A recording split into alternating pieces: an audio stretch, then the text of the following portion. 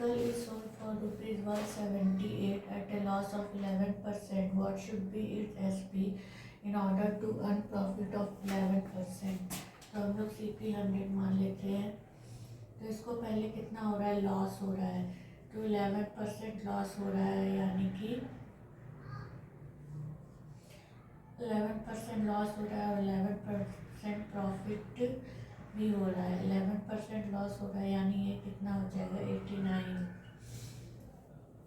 11% अगर लॉस हो रहा है, यहाँ पे 11% प्रॉफिट हो रहा है। 11% लॉस हो रहा है तो ये सेलिंग प्राइस कितना हो जाएगा, 89। तो यहाँ पे सेलिंग प्राइस कितना दिया है, 178, यानी 1 कितना के बराबर हो जाएगा, 2 के।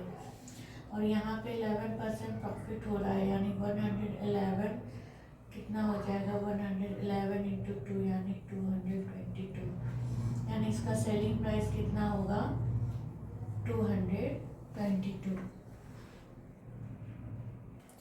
Now the next question is, if an article is sold for rupees 250 at a loss of 10%, what should be its selling price in order to earn profit of 20%?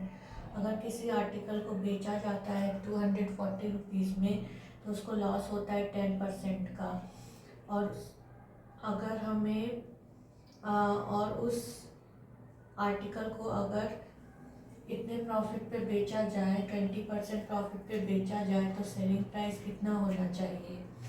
तो हम इसको पहले तो CP मान लेते हैं 100। तो यहाँ पे जो है पहले इसको लॉस हो रहा है 10% का, यानी 90 सेलिंग प्राइस हो गई।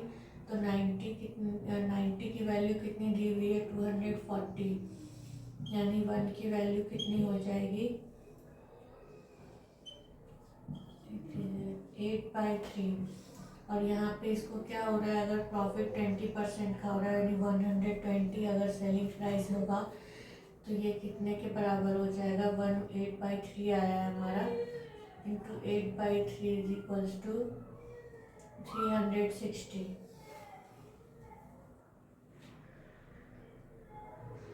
320 हो जाएगा, 320 rupees. This is the answer, 320। तो यहाँ पे हम लोग पहले तो कॉस्ट प्राइस 100 मान लेंगे, इसमें इसको 10% का लॉस हो रहा है तो ये 90 हो जाएगा, और 90 तो 240 के इक्वल है, तो 1 हो जाएगा 8/3।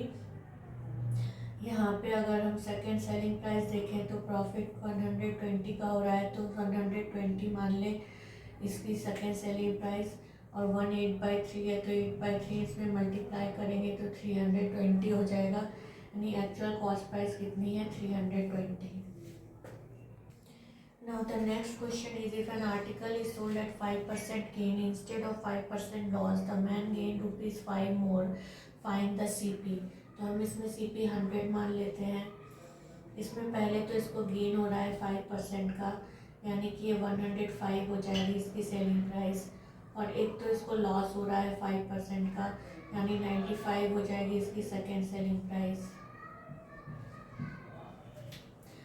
तो इन दोनों का डिफरेंस कितना होगा, 95 और 105, 10। और यहाँ पे दिया हुआ है इन दोनों का डिफरेंस, द मेन गेन ₹5 मोर, और यहाँ पे डिफरेंस कितना दिया हुआ है, 5 का दिया हुआ है, ₹5। तो 1 कितने के बराबर हो जाएंगे, 1/2। तो 100 कितने के बराबर हो जाएगा, 1/2 इंटू 100 यानी कि 50, यानी कि the actual cost price is 50 rupees. This is the answer. Now the next question is, a shopkeeper sells an article at a loss of 12.5%. Had he sold it for ₹51.8 more, he would have earned a profit of 6%. Find the CP। एक shopkeeper ने एक article को loss पर बेचा है 12.5%। अगर उसे 51.8 मोर rupees में बेचा होता तो उसे प्रॉफिट होती 6% की। तो CP निकालनी है। तो CP हम लोग 100 मान लेते हैं।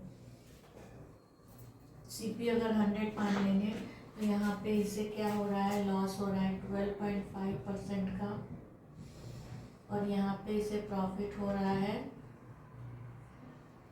6% का। इन दोनों का डिफरेंस कितना दिया हुआ है, 12.5 और 6।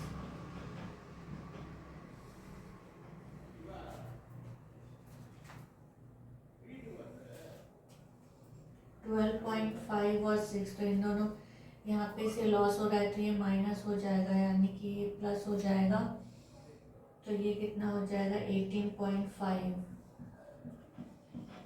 6 माइनस माइनस 6 माइनस माइनस 12.5 करेंगे तो 6 प्लस 12.5 18.5 आ जाएगा, यानी दिस इज द डिफरेंस। और ये डिफरेंस किसके बराबर है, he had he sold it for rupees 51.8 more, तो 51.8 इसका डिफरेंस है।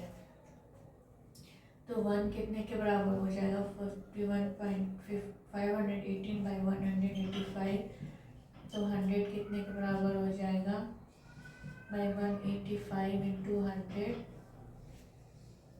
ये 25 चाहिए 37, 5 चाहिए 37 से 14 बार में कटेगा, तो ये आंसर आ जाएगा इसका 280 रुपीज़। तो CP is 280 rupees. This is the answer.